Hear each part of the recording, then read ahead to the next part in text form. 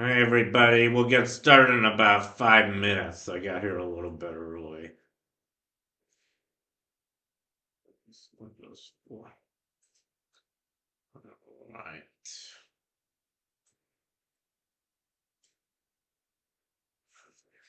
Yeah, I'm not, my chat window doesn't seem to be working. It hasn't been in a while.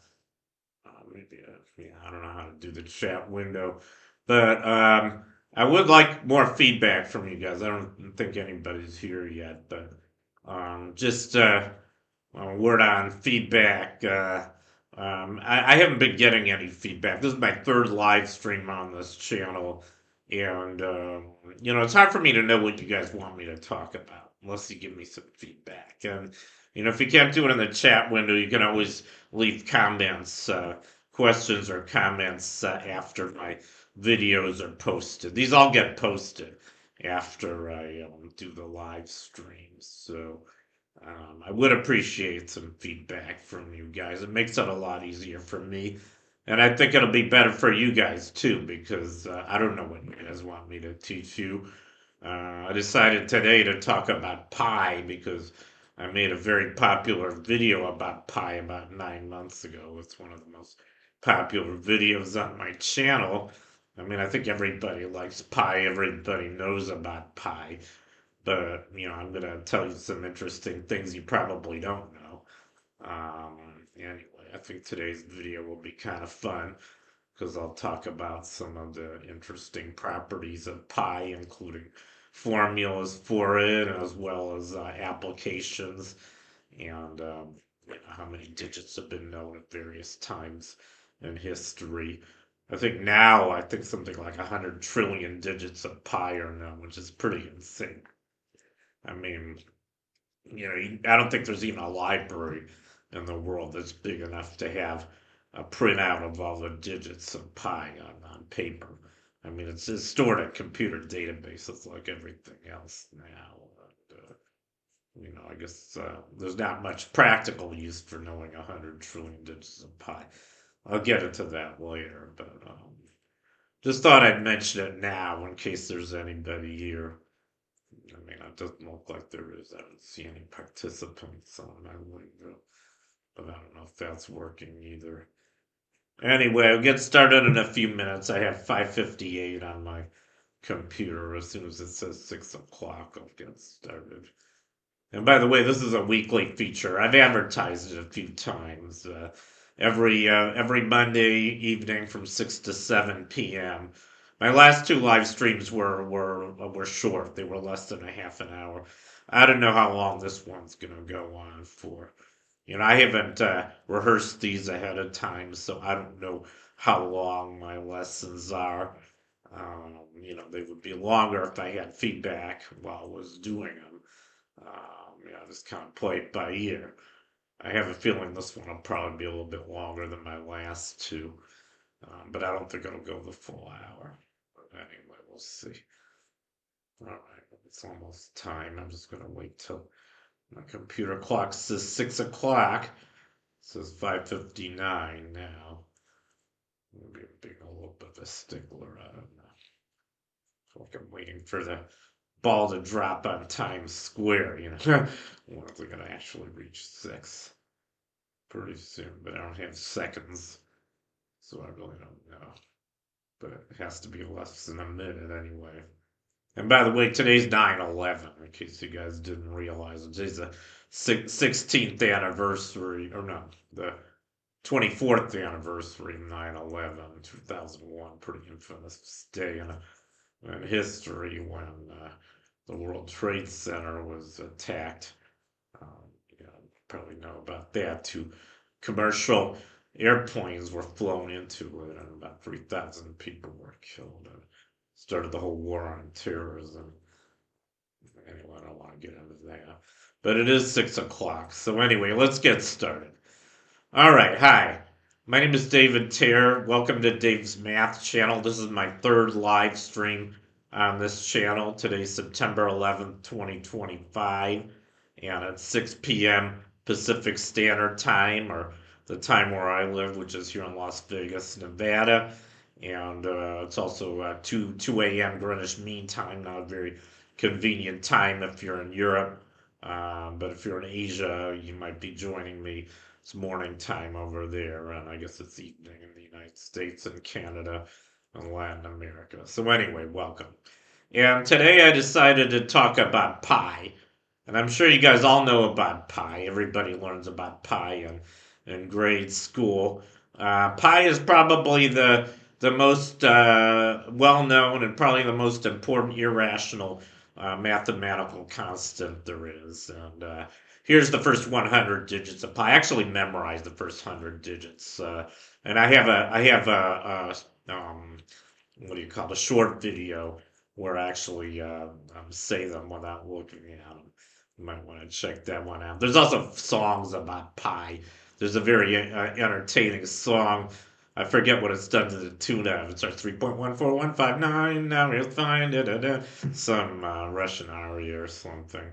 Anyway, there's a lot of fun ways to memorize the digits of pi. But before I get into that, I think I want to talk about what pi is. Yeah, here's the first 100 digits of pi. I don't know why they have the 4 in red. Um, yeah, maybe I should just say one thing about this before I go on. I learned this a long time ago. I learned this from one of Martin Gardner's recreational math books. The digits in the 60s are kind of special. I guess the last of those is 4. If you look at it, yeah, 59230786164. Actually, it's a 4. The 60th digit is 4. 45923078116. Those are all different digits. And it's pretty unusual that you would have all different digits of pi within the 60s. I mean, statistically, you wouldn't expect this to happen for about over 1,000 digits. I think something like 10,000 digits. The fact that it happens to happen for the first time in the 60s is pretty remarkable. And 60 to 69, and Martin Gardner, he was kind of amusing. He said that the 1960s were a decade of diversity, so we had diversity among the digits. And the other kind of interesting fact about these digits is, except for the first two, they alternate between being odd and even. You'll notice, I mean, if the 4 and 5 were switched at the beginning, if you had 5, 4, 9, 2, 3, 7, 8, 0, 7, 8, 6, it would alternate between odd and even, which is kind of like alternating between I guess male and female, if you want to think about it that way. There was also a lot of sex during the 1960s. That's what it was called, the sexual revolution. But anyway, enough of all that. Now I'm just going to get started talking about pi. So I think a good place to start is with a definition. I think you guys all learned this in grade school. Pi is defined as the ratio of the circumference to the diameter of any circle on a plane. It doesn't matter how big the circle is or where the circle is, you always get the same ratio. Pi, which is about 3.14159. And pi's been used throughout all of history. It's a very important number because there's circles everywhere. I mean, think about it. The ancient people, they had to make wheels, they had to, build holes, they had to know what pi was approximately. And actually, ancient people knew it, I guess, accurately enough for their purposes. They knew it to within about 1%. I know the ancient Egyptians did. They knew it to about 0.5%.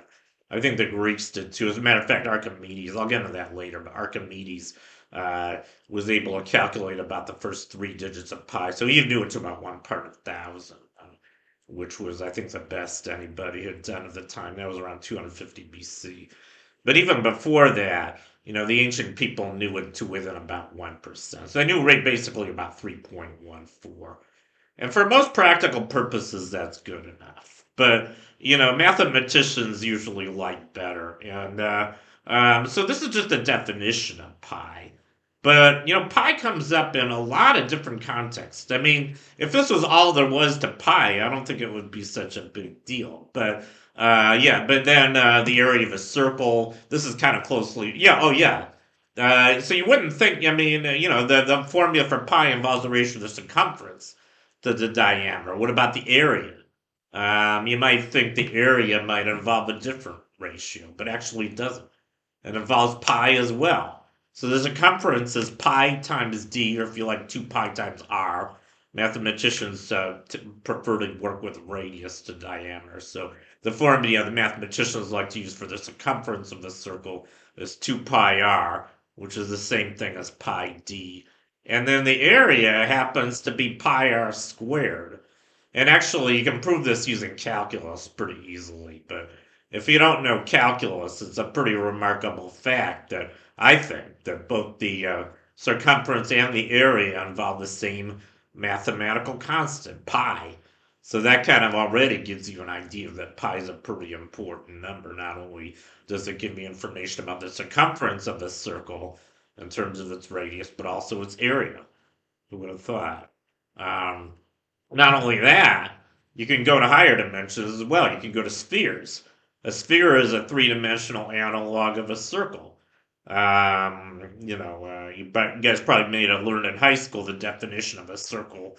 It's just a locus. It's a set of points that are all equidistant from a given point, the center of the circle. So all the distance r from its center. And you can extend this definition to higher dimensions. There's no reason you have to stop with a plane. You could go to three-dimensional space. If you give the same definition for three-dimensional space, you get a sphere. Sphere is the set of all points given distance r from a given point in three dimensions. And with that definition, if you want, you might want to be interested to know what the surface area and the volume of a sphere are of a given radius. And those turn out to involve pi as well. So the area, surface area, turns out to be 4 pi r squared.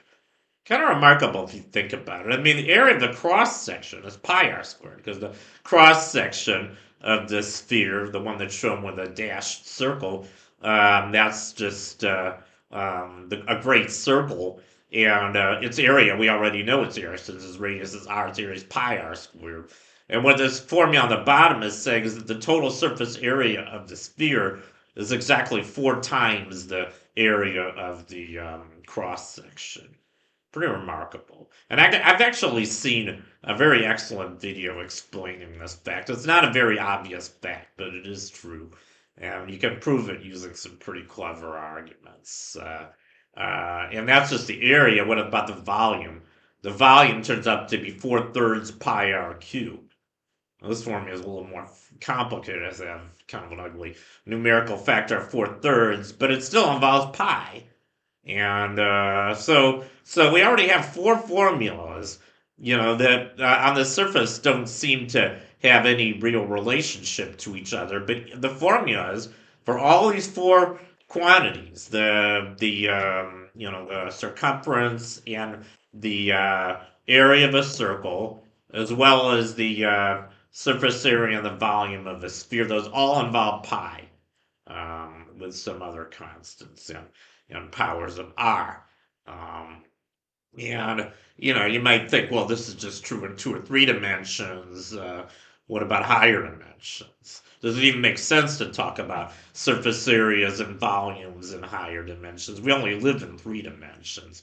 So you might think that doesn't make any sense. Well, mathematicians live in kind of an abstract world. And if you can define something mathematically, then it makes perfect sense. And it turns out you can extend this definition of a circle or a sphere to arbitrarily high dimensions. You can just say that, sometimes people call them hyperspheres, but an n-dimensional hypersphere of radius r would be the set of all points in r-dimensional space, r-dimensional Euclidean space. Sometimes people write that as, a Blackboard r to the nth power, kind of the n-dimensional analog of 2 or 3-dimensional space. And then you could just say that in that space, which has well-defined distances, that the n-dimensional hypersphere is just the locus of all points that are a distance r away from a fixed point in this n-dimensional space.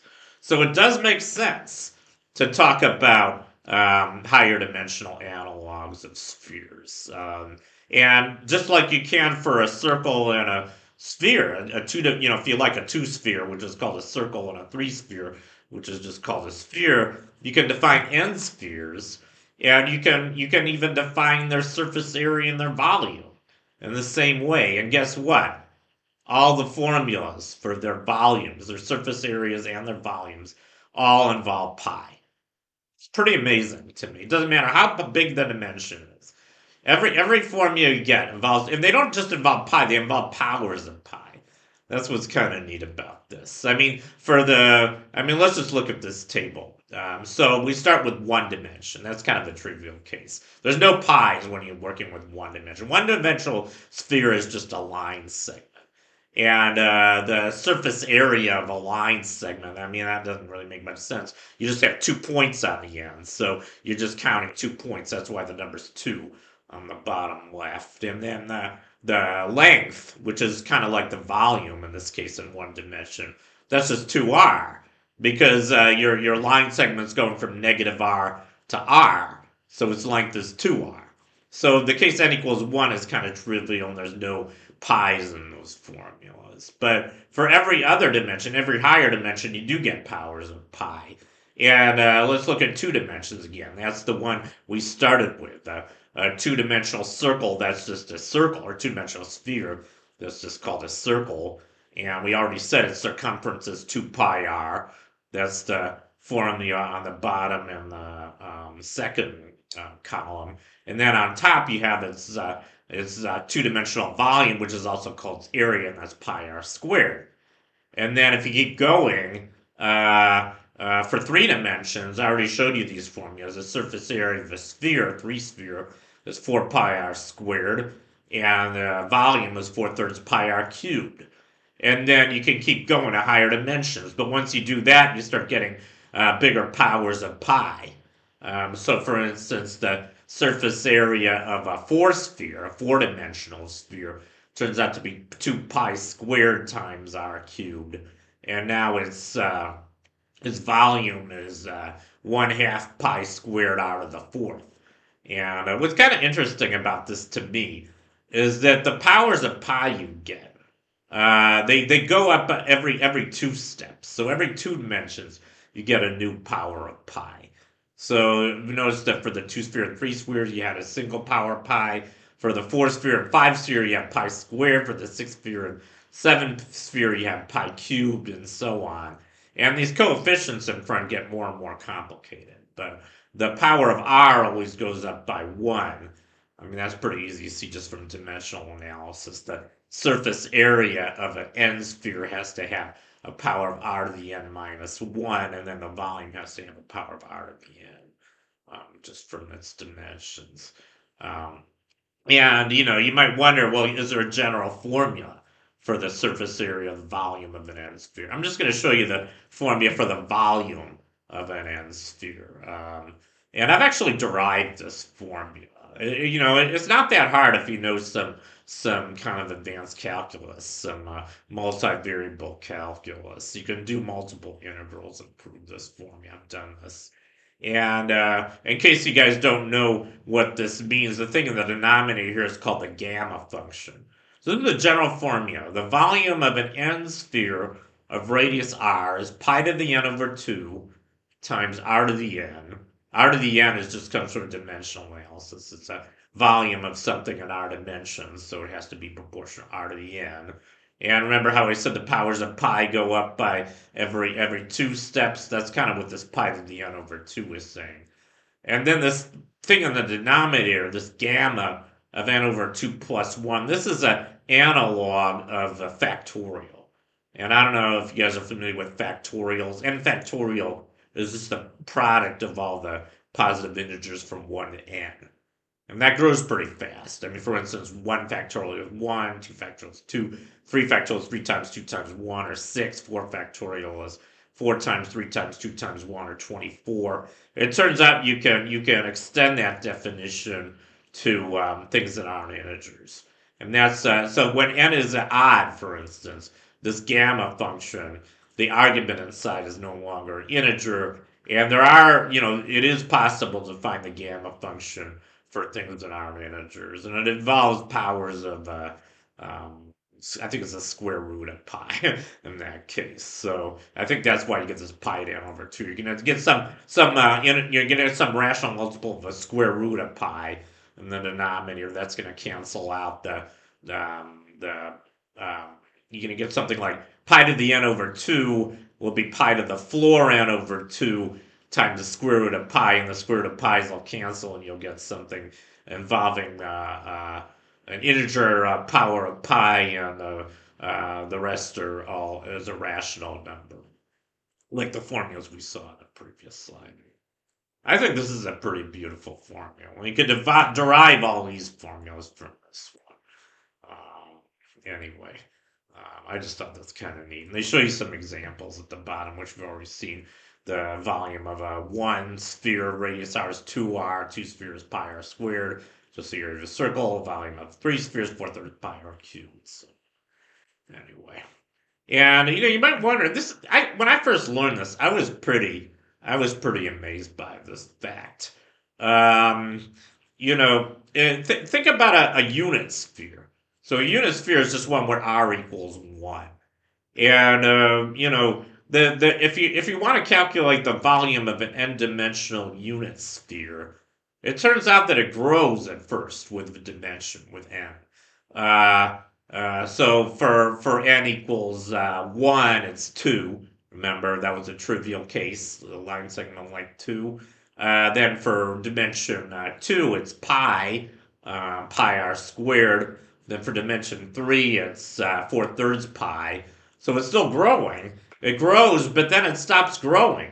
I think by the time you get up to like 5, I think it's maximum for dimension 5, and then it starts getting smaller. Who would have thought? And one consequence of this, I mean, you can kind of if you want to put this n-dimensional sphere inside an n-dimensional hypercube, it turns out the length of the size of the hypercube are 2, so the volume is going to be 2 to the n. That does keep growing. So what this means, since the volumes of the hypercubes are growing indefinitely, but the volumes of the spheres, the inscribed spheres, are shrinking. Another consequence of this is as you increase the dimension, the fraction of the hypervolume occupied by these hyperspheres goes to 0. Pretty amazing. Who would have thought? The higher your dimensions, the less and less occupied space there is of a sphere, of a hypersphere inside a hypercube. Pretty amazing. And pretty counterintuitive as well, I'd say. But we don't live in higher dimensions. Maybe that's why we're not aware of this kind of thing. But anyway, I just thought I'd mention that. And then now I have to talk to you about something called the Riemann zeta function. You see this a lot in advanced math. It has a pretty simple definition. Zeta, this kind of funny symbol on the left, that's a Greek letter zeta. It's the equivalent of the letter Z in the Roman alphabet. And we define this function called zeta of s when s is greater than 1. It's defined as the infinite sum n going from 1 to infinity of 1 over n to the s power. So, for instance, zeta of 2 would be the sum of the reciprocals of all the squares of all the positive integers. 1 plus 1/4 plus 1/9 plus 1/16, and so on. It turns out that as long as s is greater than 1, this sum converges. It doesn't converge when s equals 1. That's called the harmonic series. 1 plus 1/2 plus 1/3 plus 1/4. That does not converge. That goes to infinity. But as long as s is greater than 1, it converges. And you might wonder, is there a formula for zeta of s when s is positive? Well, it turns out that if s is a even integer, a positive even integer, you get formulas you can derive for zeta of s. And it always involves a power of pi. I think this is really amazing. When I first learned this, I was really amazed by this fact. So, for instance, zeta of 2, like I said, that's the sum of the reciprocals of all the squares of all the positive integers. That turns out to be pi squared over 6. I don't remember who first proved this. I think it was Euler. I'm not sure. It was proved in the 18th century anyway. But then I think by the 19th century, mathematicians were able to prove it in general for zeta of 2n, and they were able to prove all these special cases as well. So zeta of 4, that's the sum of all the reciprocals of all the fourth powers of all the positive integers, that's pi to the fourth over 90. And then always involves a rational multiple of pi to the 2n. So zeta of 6 is pi to the 6th over 945. Zeta 8 is pi to the 8th over 9,450.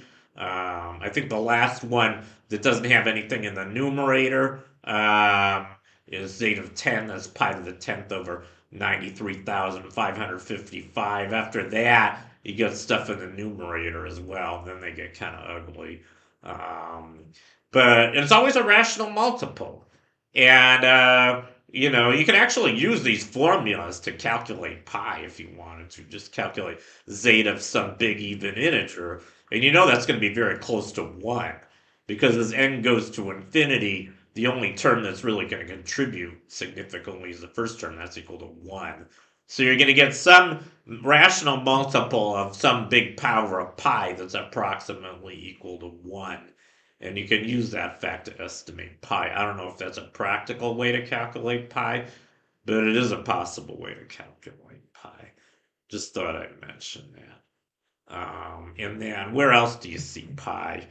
You see pi in normal distributions. And, if you guys have studied any statistics, you probably know what a normal distribution looks like. This has a couple other names. It's also called a bell curve or a Gaussian distribution. This is a very important distribution in probability theory and in statistics. You see it all over the place.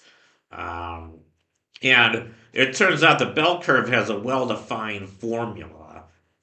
You don't usually see the formula unless you're using advanced math. I mean, I'm just going to back up a little bit. I'm going to give you some basics about the bell curve. Why do we care about the bell curve? Well, for one thing, it occurs a lot in nature. There's a lot of distributions that are very close approximations to the bell curve of the normal distribution. And as long as you know the mean value of the variable you're studying as well as its standard deviation, the mean is given by the Greek letter mu, which is kind of the Greek equivalent of m in the Roman alphabet. And the standard deviation is called sigma. That's the Greek equivalent of s. And it turns out that if you want to know what fraction of your data lies within a given number of standard deviations of the mean, you can do that using the formula for the normal distribution. But you don't really have to know the formula. I mean, you probably learned this when you were first learning about the bell curve. About 68% of all your data lies within one standard deviation of the mean if you have a normal distribution. So you have 34% up to one standard deviation below the mean, another 34% up to one standard deviation above the mean. That's kind of this dark green shaded portion of the bell curve. If you want to go out to 2 standard deviations, you get a total of about 95%. You get about 47.5% on both sides. If you want to go up to 3 standard deviations, you get almost all your data. You get about 99.7% of your data. So it's very rare to see data that's more than 3 standard deviations away from your mean. And you probably learned this when you were learning statistics. But you might have wondered how was anybody ever able to calculate these fractions? Well, you get it from a formula for the normal distribution. It was a very famous mathematician. The reason it's called a Gaussian distribution as well is because the German mathematician Carl Friedrich Gauss, who's probably one of the greatest, if not the greatest, mathematicians of all time, he was the first person who derived this formula for the normal distribution. Pretty amazing formula. And notice that it involves pi. I'm not going to go through this formula, but it is a formula for the shape of this bell curve. And if you look at the denominator of this expression, you have the square root of 2 pi in the denominator. When I first learned this, I was pretty surprised by this. I mean, this was the first time I ever saw any useful formula involving a square root of pi. Yeah, but there it is. And another thing I think that's really remarkable about this formula, where circles involved in this? I mean, this formula doesn't seem to have anything to do with circles. It has to do with data and probability theory and statistics. Where do circles come into this? I actually have seen some videos where I watched a video on a really good channel, Three Blue, One Brown. You might want to check it out. But there's a video where they explain where this factor of the square root of 2 pi comes from in terms of circles. Pretty amazing derivation. But usually you don't see this derived in terms of circles. But there it is. There's pi, and a very useful formula that doesn't seem to have anything to do with circles or spheres. So pi occurs in other areas of math as well. Pi's all over the place, actually. This is just one example. And, just to talk a little bit more about normal distributions, they're very useful. I mean, knowing this formula allows you to calculate, how much of your data lies within, within a number of standard deviations of the mean. And you can do things like hypothesis testing. Usually people put a 5% cutoff, p-value of 5% if, the probability that the thing you get is more extreme, and if there's less than a 5% probability that you'll see data at least as extreme as what you get, usually they'll rule that out. That's how hypothesis testing works. And you can calculate your p-value using the formula for the Gaussian distribution. So it's a very useful formula. Uh, and that's not the only place pi appears. Pi appears in physics too.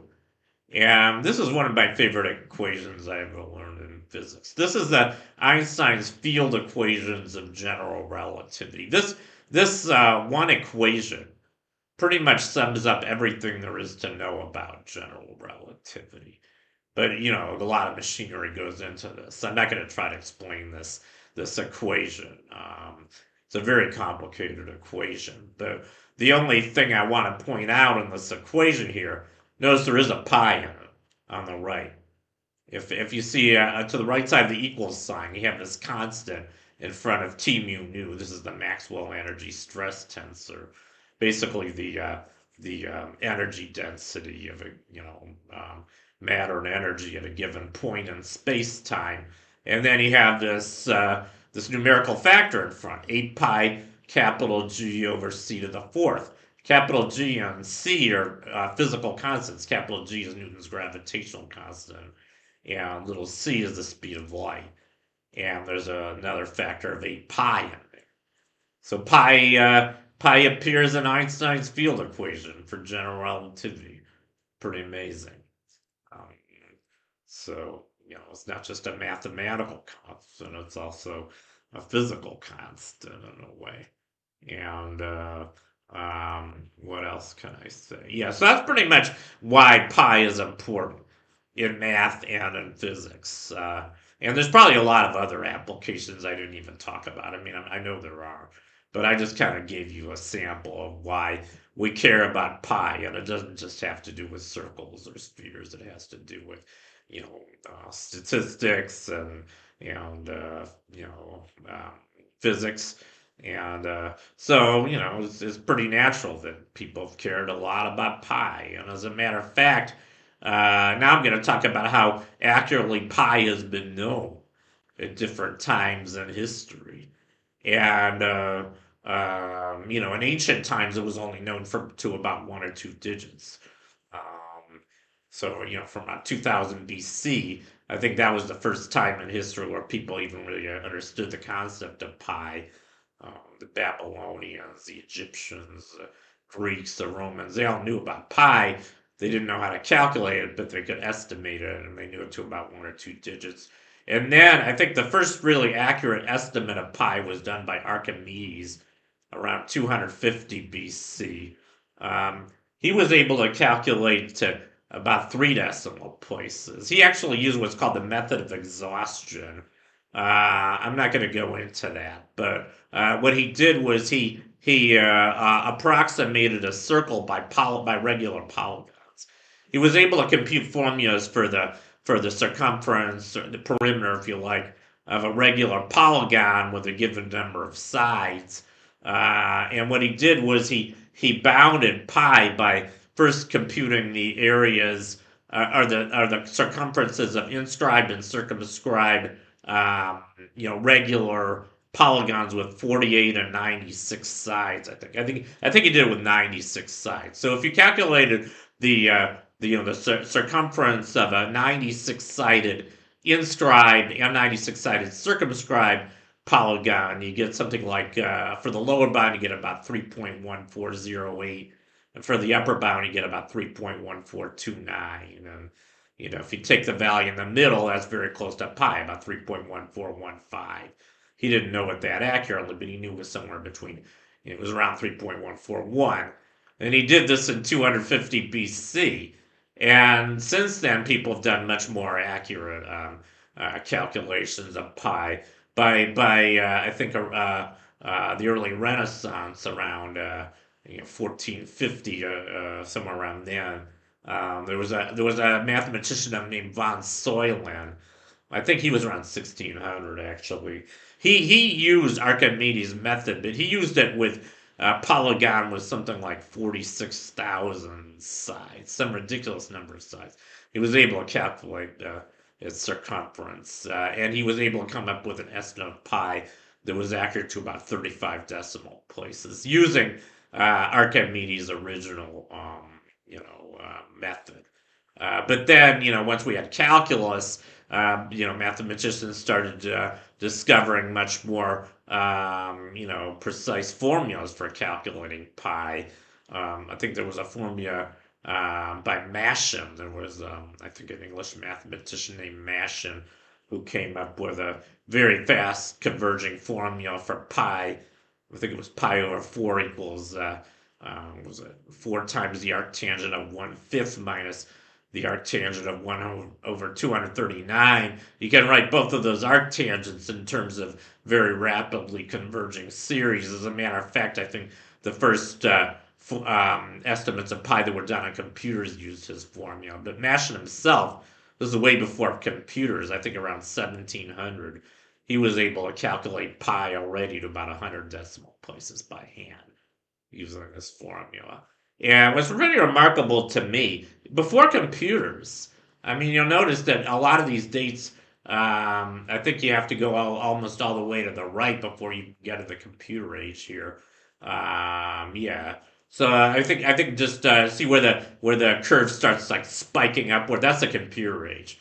So already by about 1945, this is before computers, pi was already known to about, I think, over 500 decimal places.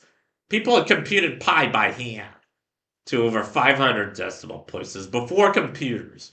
As a matter of fact, an English mathematician named Shanks, I think, who calculated pi. This was in the mid 19th century. He calculated pi. He spent 20 years calculating pi by hand to, I think, 707 decimal places. I mean, I feel sorry for the guy. But it turned out that he made a mistake too. He made a mistake at the 527th decimal place. And that wasn't even discovered until pi was calculated with a computer. I think ENIAC. I think when ENIAC, that was the first electronic computer that was built in 1945, and I think it was like 1946 where it was first used to calculate pi. They calculated to over 2,000 decimal places, and they discovered that Shanks had made a mistake around the 500th decimal place. And since computers, the number of digits has just skyrocketed. I mean, computers got faster and faster, and not only that, mathematicians came up with faster and faster converging series for calculating it. And now, I mean, this graph doesn't even go up to now. I think it only goes up to about 2010. And in 2010, it was already known to something like 10 trillion decimal places. And now I think it's known to over 100 trillion. And you might wonder, why the hell do we need to know so many digits? And before I go into that, here's some formulas. These are the most rapidly known converging formulas for calculating pi.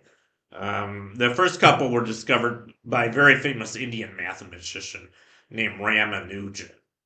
You guys have probably heard of him. He's probably one of the greatest mathematicians of all time. People don't even know how he came up with his formulas. I don't even know if it's known how he came up with these two formulas for pi, but he did.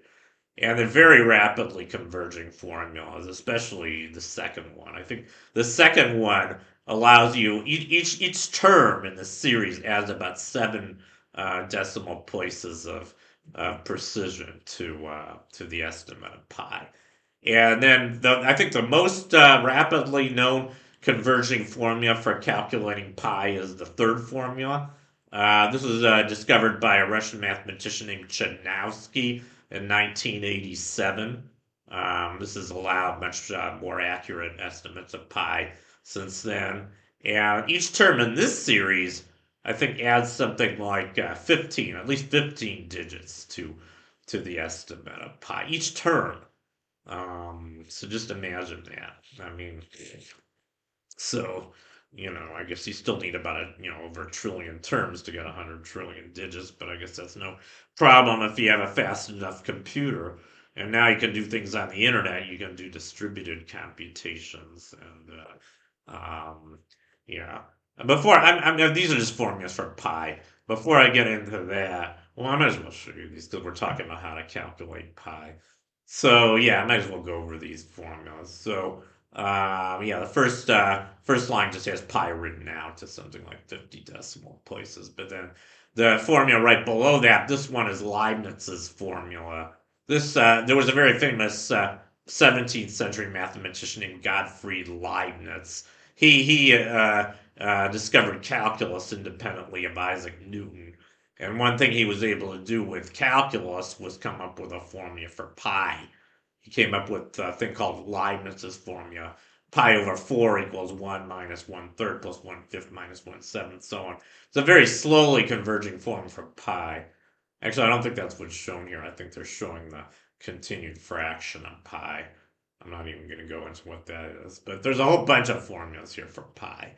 And actually, if you look at the one second from the bottom, I really like this one a lot. This was discovered, I think, in 1995, and this was a really remarkable formula. This is called the spigot formula, or this. It actually, if you use this formula, the second sum from the bottom, you can use this formula to calculate hexadecimal digits of pi without knowing the ones before. You can calculate the quadrillionth or the quintillionth hexadecimal digit of pi without knowing any of the ones before it. Pretty amazing. Nobody imagined there was such a formula before this was discovered. I don't know how this was discovered, but I think it's a pretty amazing formula. Allows you to pick out hexadecimal digits. I think it's also known there's spigot algorithm and other bases besides 16, but as far as I know, there's no spigot algorithm that's been discovered for calculating decimal digits of pi. So you have to calculate them in another base. But anyway, I just thought I'd point that out. And yeah, I just want to say one more thing. I didn't put a slide on this, but why do we care?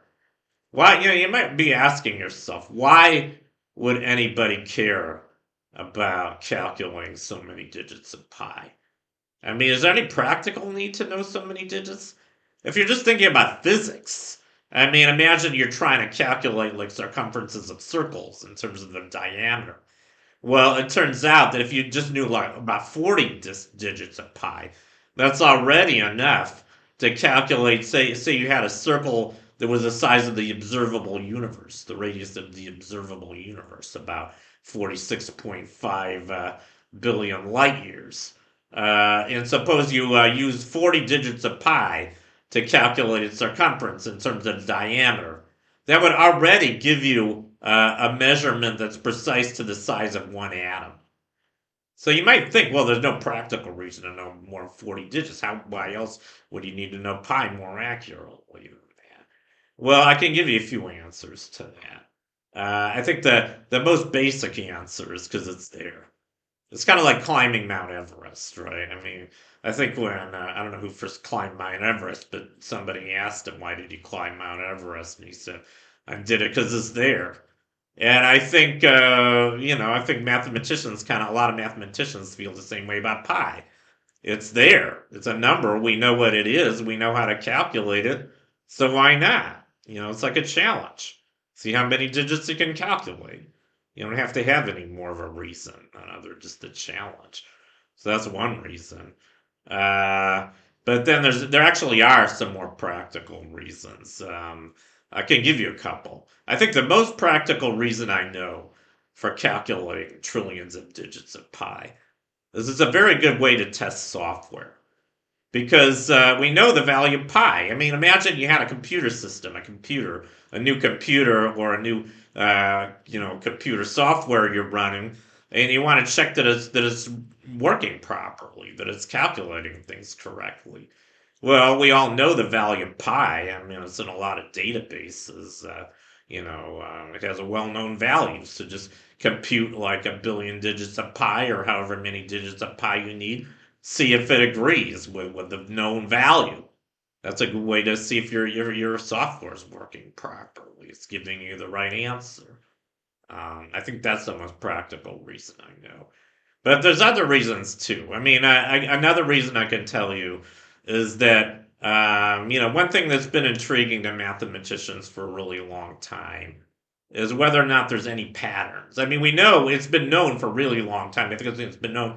It's been known that pi was irrational since the 18th century. There was an English mathematician named Lambert who proved in 1761 that pi is irrational. You can't represent it as a fraction with an integer numerator and denominator.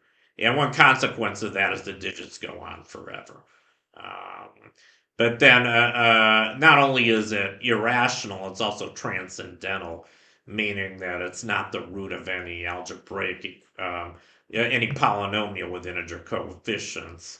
But still, mathematicians have wondered, well, are there patterns to the digits? I mean, we know it has infinitely many digits. We know they go on forever, and they don't seem to have any. They don't repeat because it's not a rational number. But maybe they have another, more subtle pattern to them. Maybe there's, bias in some of the digits. Well, mathematicians have been doing statistical studies of the digits of pi for probably ever since the computer age. And pi is believed to be what's called a normal number. I have to tell you what that means. So a normal number is an irrational number where the fraction of digits is like each digit is 1/10. It's exactly what you expect. So every digit occurs as often as every other digit. The limit on which you're looking at infinitely many digits. Pi seems to have that property. There doesn't seem to be any preference to any particular digits of pi. Not just digits, but combinations of digits. And, it's also normal in every base. I don't know if it's known to be normal in every base, but at least every base that anybody's looked at. Not just base 10, but probably every base known up to about 1,000, I'll bet. So that's what's called a normal number. No unexpected behavior of the digits.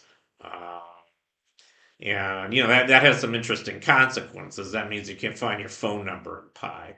You can find any finite number you want somewhere in the digits of pi. I've actually seen websites where you can do this. You can ask where does my phone number appear in pi. And I think everybody can find their phone number in pi. Somewhere in the billions of digits. That's just a consequence of it being a normal number. Um, and not only digits of pi, but continued fraction. If you look at the second formula, that's a continued fraction formula. The continued fraction of pi doesn't seem to have any pattern. I mean, if you did more complicated continued fractions, you can actually find patterns in pi. But the simple continued fraction of pi doesn't have any. It doesn't seem to have any pattern. The coefficients seem to be random. Uh, but that's not true of other natural irrational numbers. E has a pattern. If you look at the continued fraction for E, there's a very obvious pattern to its continued fraction coefficients, but there doesn't seem to be for pi for some reason. Pi really seems to be a random number. So, but you can ask yourself questions like this. Maybe maybe there are some interesting patterns in pi that we haven't discovered yet, you know. As a matter of fact, I'm just going to say one more thing about that before I get off. I don't know how many guys saw read the book Contact by Carl Sagan. Really excellent sci-fi story about the discovery of extraterrestrial life. And they made it into a movie. And excellent story. But one thing that wasn't in the movie, it was in the book, was Ellie Arroway. She was the astrophysicist who discovered the message from the alien civilization. Another thing she discovered was that the aliens, it turned out, had encoded. I don't know how they managed to do this, but somehow they managed to encode a message in the digits of pi. I guess the base 11 digits of pi, because I guess they were Carl Sagan was trying to say there's nothing special about base 10. So I guess the aliens like base 11 for some reason. And it turns out, and when she actually calculated pi to like a trillion digits. And then she found, there was a picture of a circle that the aliens had put in the base 11 digits of pi. I thought that was kind of interesting. I don't know how an alien civilization could encode a message in the digits of pi, but it's science fiction, and you never know. I don't know. But anyway, that's the last thing I thought I'd mention. So yeah, that's pi. That's pretty much everything I have to say about pi. Probably the most important irrational mathematical constant, also one of the most well-known constants in math. So thank you for watching. Long live man.